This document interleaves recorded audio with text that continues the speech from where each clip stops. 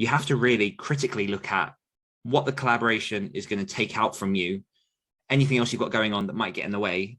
And you have to just, as I say, the crux of it is being honest. And then when it comes around to agreeing on the principles of what you want to do, there are different elements depending, again, like each collaboration will be individual, but you want to look at sort of the planning, you want to look at the writing, the publishing, the marketing, what happens with finance. You need to address each of these steps, especially if you're working on a book, to make sure that all bases are covered and nothing is left unspoken.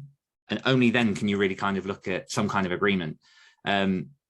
It's a difficult conversation to have sometimes, but you really, if every successful collaboration I've had has sprung from those early conversations and me saying, like, here's what I'm prepared to do, here's what I'm not prepared to do.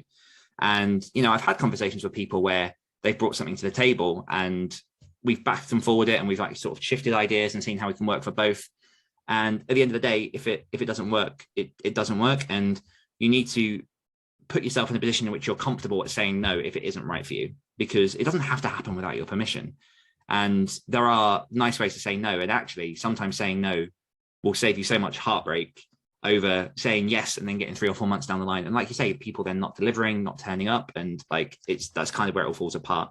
And the final thing I kind of will add, and which I've touched on a little bit, get a written agreement. Whatever you do, get a written agreement. I know that the idea of contracts and that sort of stuff can be quite scary for people, but there's a reason that they're there. And I call them disagreements in the book, because they're a piece of paper that really it should be invisible in a collaboration. You shouldn't need it. But it's there as a fail-safe if you do have a disagreement and things don't entirely go your way, that you've got something that, you know, if someone hasn't delivered, you can say, okay, you haven't done this, which now means I can take that work and move forward without you, or, you know, whatever the situation is. So it all starts before you've even signed on the dotted line.